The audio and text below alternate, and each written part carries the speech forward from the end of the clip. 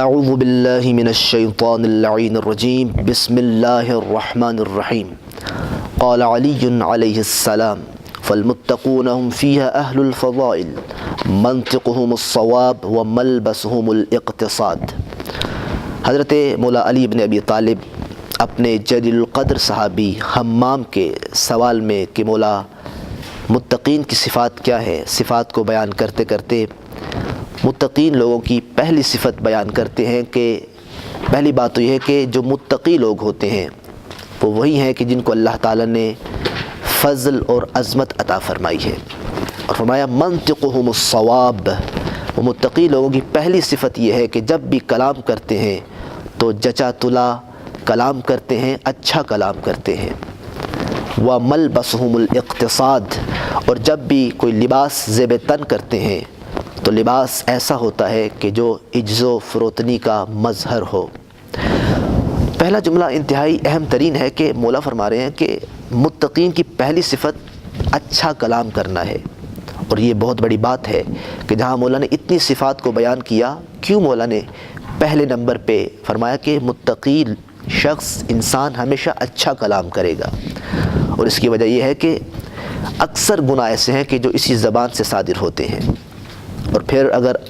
آپ نے دیکھنا ہو کہ عقل مند کون ہے تو مولا علی خود فرماتے ہیں اذا تم العقل نقص الکلام، کہ جب عقل مکمل ہو جائے تو کلام تھوڑی ہو جاتی ہے۔ اور پھر فرمایا الانسان تحت اللسان، انسان اپنی زبان کے نیچے چھپا ہوا ہے۔ تو لہٰذا ہم نے اکثر دیکھا کہ کسی محفل میں ایک انسان وارد ہوا، ظاہراً اس کا لباس بڑا اچھا تھا، لیکن جب تک خاموش بیٹھا رہا سارے سمجھتے رہے کتنی بڑی شخصیت ہے، کتنی عظمت والی شخصیت ہے، لیکن یہ کیا ہوا، اچانک اس نے کلام کیا، اس کے کلام نے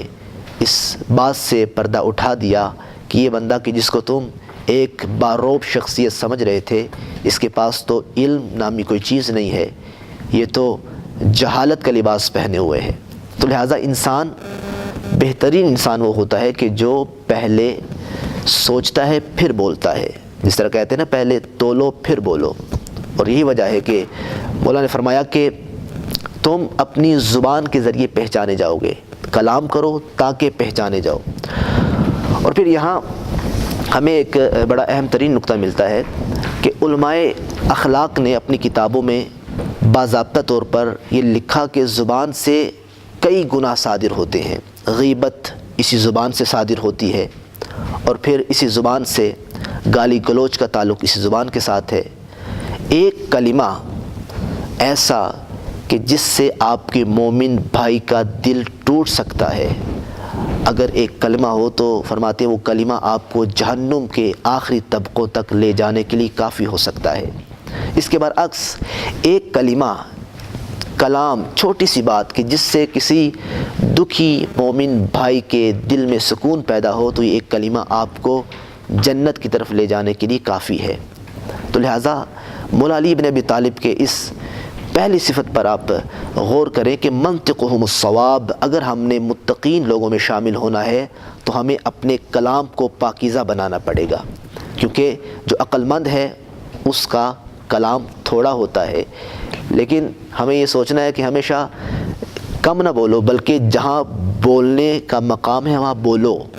جہاں حکمت کی بات تم کر سکتے ہو وہاں حکمت کی بات کرو، کیونکہ حکمت کی بات جہاں ہو سکتی ہو وہاں خاموش رہنے میں بھلائی نہیں، اور جہاں حکمت کی بات نہ ہو سکتی ہو وہاں بولنے میں بھلائی نہیں ہے۔